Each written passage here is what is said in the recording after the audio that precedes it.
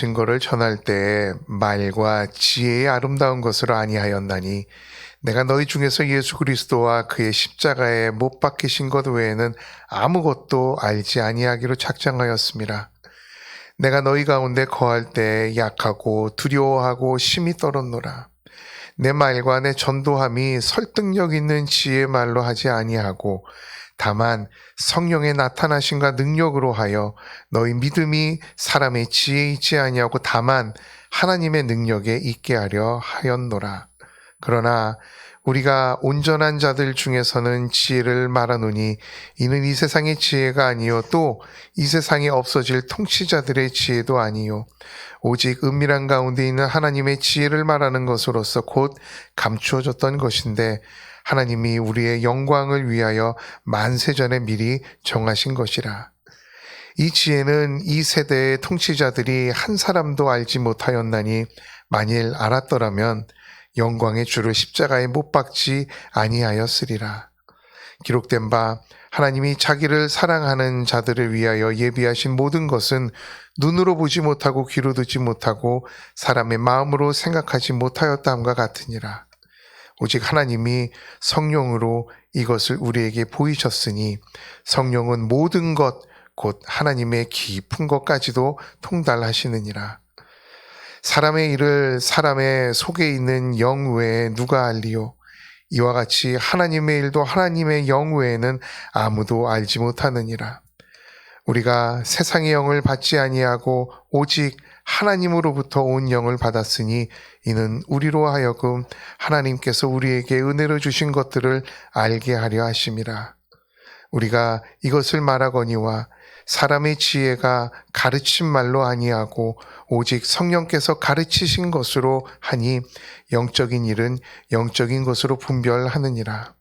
육에 속한 사람은 하나님의 성령의 일들을 받지 아니하나니 이는 그것들이 그에게는 어리석게 보임이요 또 그는 그것들을 알 수도 없나니 그러한 일은 영적으로 분별되기 때문이라. 신령한 자는 모든 것을 판단하나 자기는 아무에게도 판단받지 아니하느니라. 누가 주의 마음을 알아서 주를 가르치겠느냐? 그러나 우리가 그리스도의 마음을 가졌느니라. 아멘. 그리스도의 마음을 가진 자라는 제목으로 우리 수요 사경의 말씀을 나누려고 합니다. 어느 때는 설교를 이렇게 하는 것보다 그저 말씀을 계속해서 읽을 때 은혜가 될 때가 있습니다. 분명한 것, 정말 이것은 확실하다. 이건 뭐 불보듯 뻔하다 라고 생각했던 것들이 기대한 결과하고는 다르게 나올 때가 있습니다. 그럴 때 그 어느 때보다도 실망하게 됩니다. 이 점수면 100% 이 학교에 합격을 합니다. 이 정도 투자했으면 이 정도 수익이 나옵니다. 100%입니다. 그럼 무조건 믿고 갔는데 그 결과가 안 나올 때가 있다라는 겁니다. 분명 하나님의 부르심이고 하나님께서 주신 사명이다라고 확신하고 서원하고 그 발걸음을 따라 주님을 따라 가는데 보여지는 결과는 참 고달플 때가 있습니다. 이럴 때 우리의 마음 가운데 이런 생각이 듭니다. 이거 잘 가고 있나? 잘 될까? 이 길이 맞나? 라는 이런 의심이 들 때가 있습니다. 좋은 말로 의심이지 좀 불신하게 되고 어느 때는 등까지 지게 되는 그런 경우도 있습니다. 이게 또 우리의 생존과 직결되어져 있는 일이라면 그 어떠한 때보다도 두려움이 몰려온다라는 겁니다. 이러다 잘못되는 거 아닌가? 이러다 망하는 거 아닌가라는 생각 말입니다. 그런데요, 일반적인 세상의 일들은 어느 정도 정신을 차리고 계획을 잘 세우고 그리고 잘 하면 어느 정도 커버가 됩니다. 그게 어려우시다라고 했을 때는 그냥 잘하는 사람들 졸졸 따라가면 진짜 중간은 갑니다. 어느 정도 회복이 된다라는 겁니다. 근데요, 이 신앙에 있어서만큼은, 특별히 목회에 있어서만큼은 가끔 이러지도 못하고 저러지도 못할 때가 있다라는 겁니다. 아무리 준비를 해도 바닥을 칠 때가 있습니다.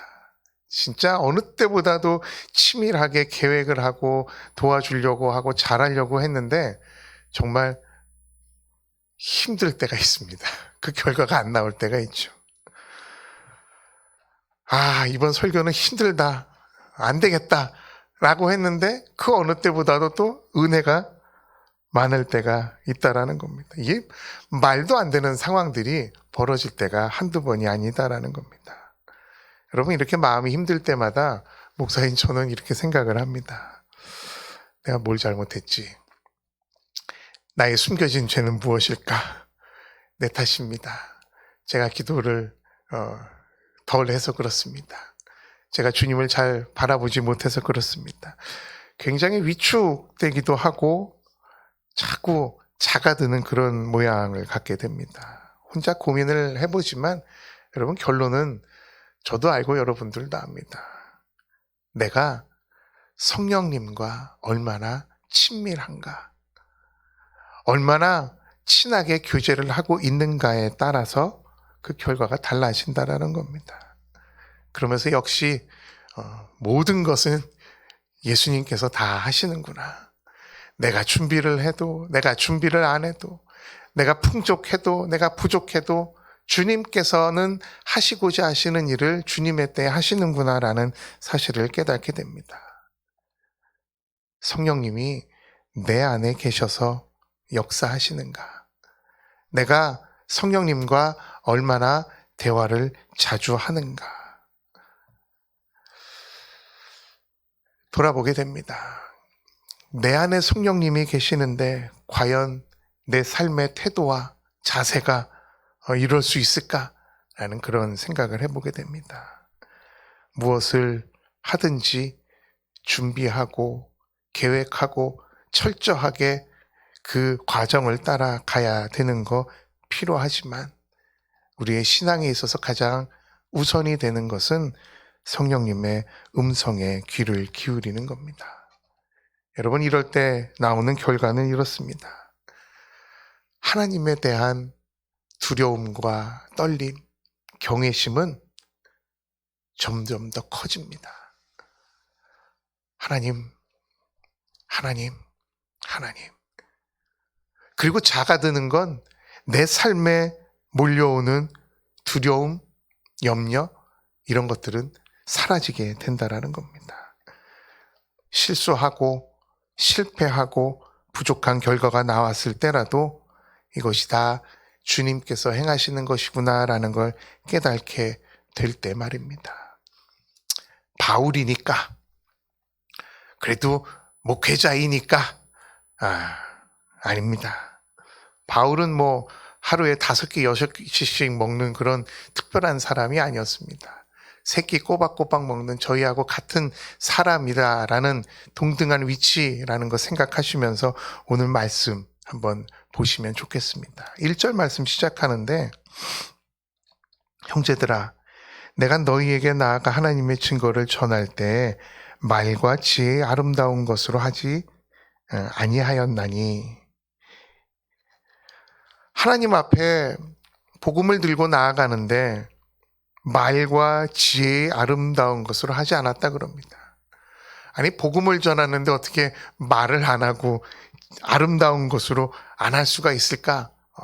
제가 굉장히 의심을 갖게 되는 그런 말입니다. 그럼 뭘로 했을까? 무슨 판토마임이나 이런 것으로 했을까? 2절 보니까 내가 너희 중에서 예수 그리스도와 그의 십자가에 못 박히신 것 외에는 아무것도 알지 아니하기로 작정하였느니라.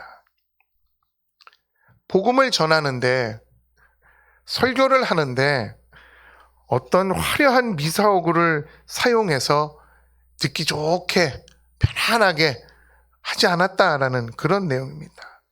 물론 이 사도 바울이 학자입니다. 여러분, 교수님들 가끔 이렇게 말씀 전하시는 거 보면 참 학구적으로 전하신다. 그래서 공부를 안 했던 저는 참 듣기가 힘들구나라는 그런 걸 느낄 때가 있습니다.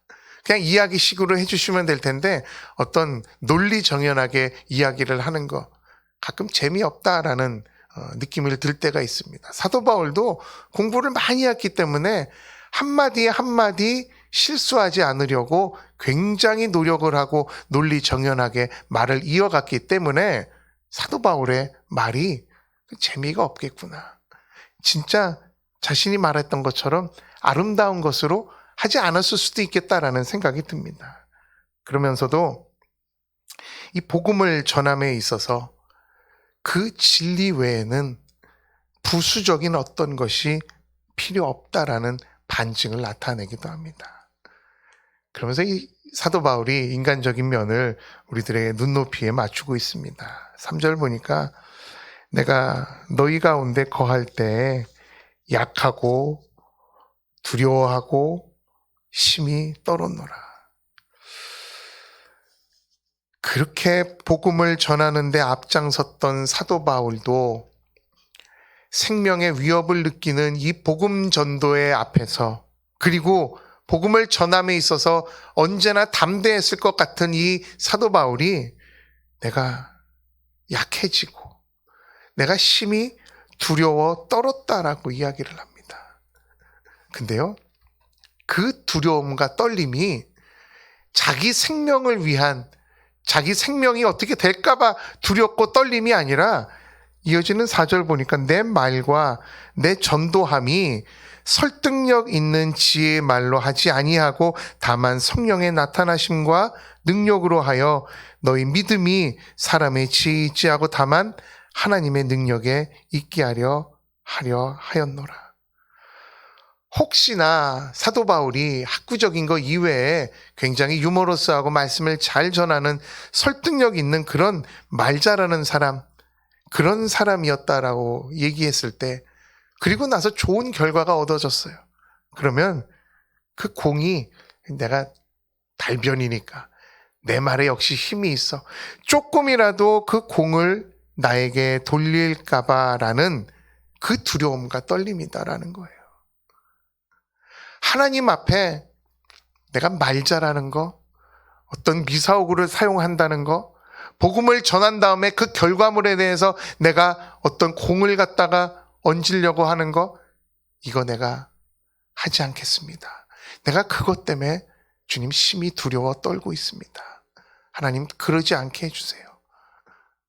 여러분, 이 말씀이 너희 믿음이 사람의 지혜에 있지 아니하고 다만 하나님의 능력에 있게 하려 함이다라는 사실, 늘 조심해야 되는 것입니다. 우리 성도들의 마음 가운데 늘 두 가지 마음이 존재하고 있습니다.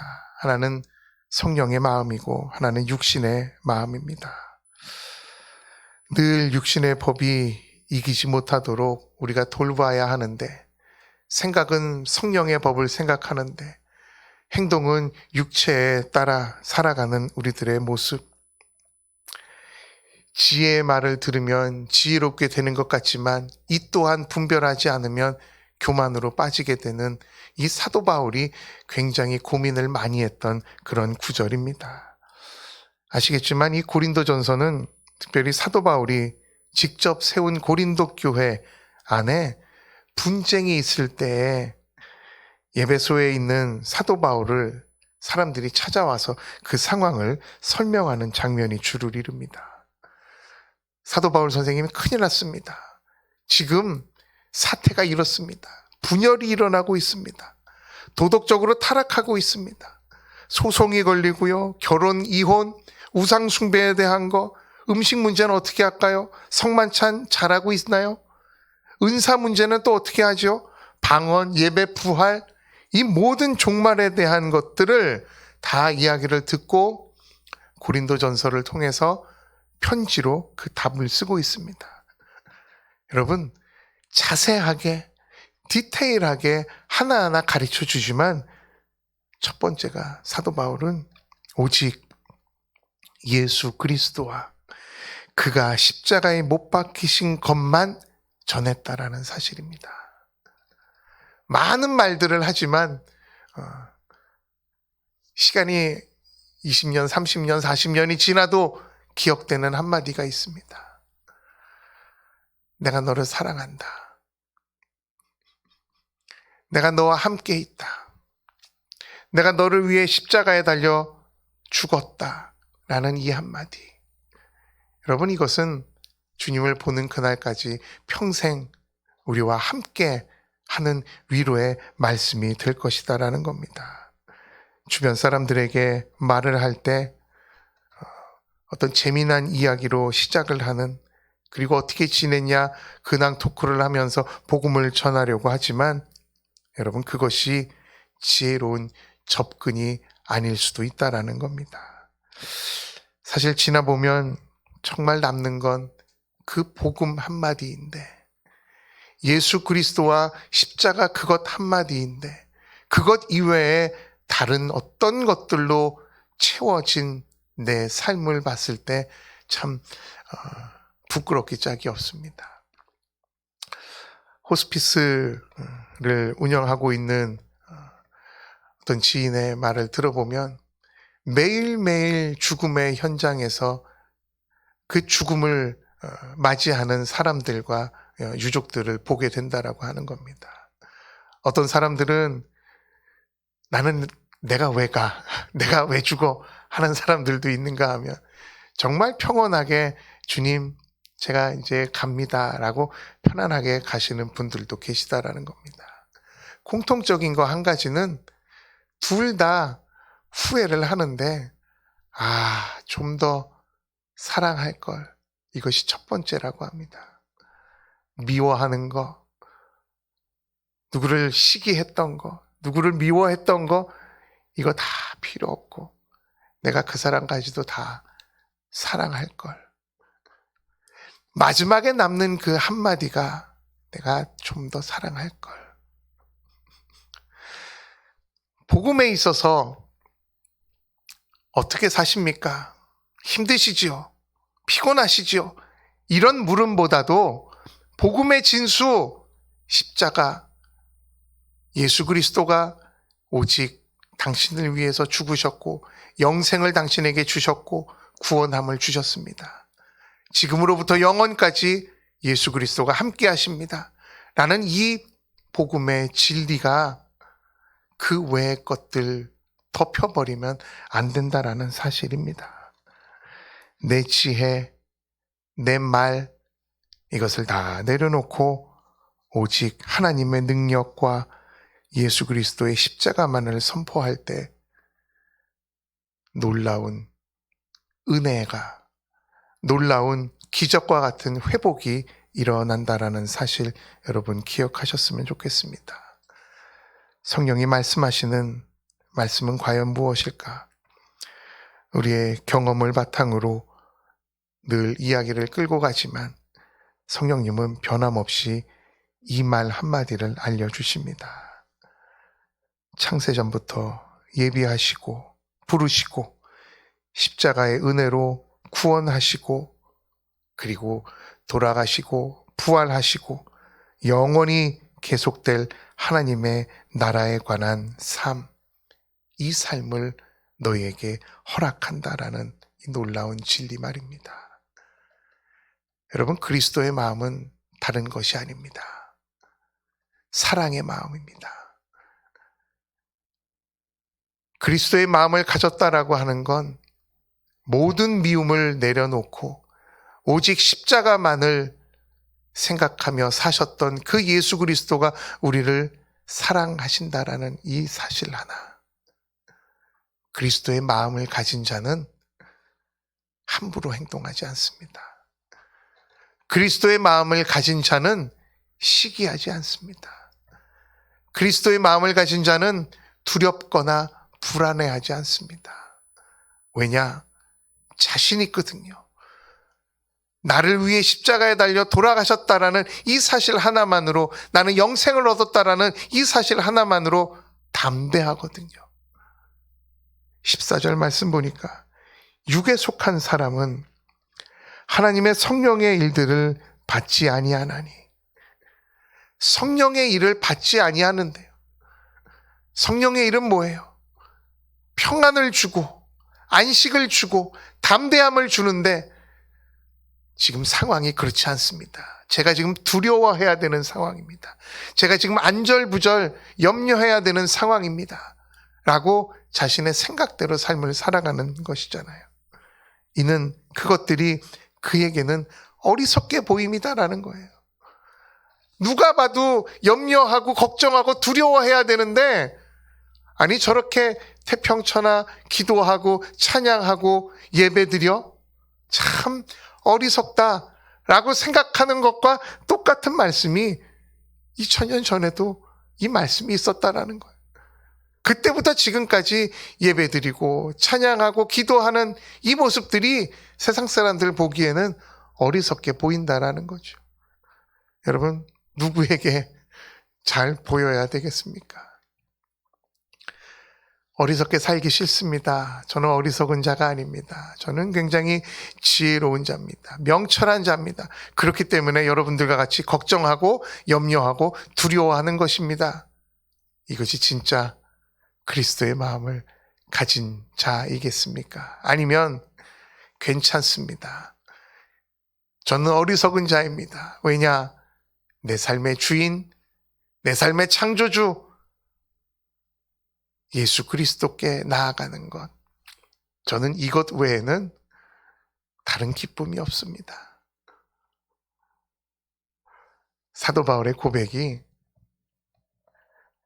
위대한 것 같지만 여러분들도 하실 수 있습니다. 그 모든 것을 배설물처럼 버려버리고 저는 오직 그리스도, 예수 그리스도의 십자가만을 바라보며 나아갑니다. 참 바보 같습니다. 참 어리석습니다라는 이야기를 들을지언정. 왜냐? 그거밖에 남는 게 없거든요. 그게 변하지 않는 진리이거든요. 그에게는 어리석게 보이며 또 그는 그것들을 알 수도 없나니 그러한 일은 영적으로 분별되기 때문이라. 우리는 영의 사람들입니다. 여러분, 무엇을 두려워하고 무엇을 염려하고 계십니까? 육에 속한 사람은 성령의 일들을 받지 아니하고 그 이유가 무엇인가? 그들에게는 성령의 일들이 다 어리석게 보이고 자신에게 이익이 안 된다라고 생각하기 때문입니다. 그런데 구원받은 자들은 세상의 일, 육신의 일들이 오히려 어리석게 보인다라는 겁니다. 예수 그리스도를 따라감에 있어서 조금이라도 미련이 남거나 소금기둥처럼 뒤를 돌아본다거나 어떤 아쉬움이 남는 거 아직도 우리 가운데 성령님으로 충만하지 않기 때문이다라는 겁니다. 다 썩어 없어질 것이다 라고 이야기는 하지만 내 마음이 그곳에 가 있기 때문에 이거 조금만 더 즐기다 가겠습니다 라는 이 마음, 알긴 아는데 돌아보면 어리석은 육신의 일들을 따라가고 있는 우리의 모습을 발견하게 됩니다.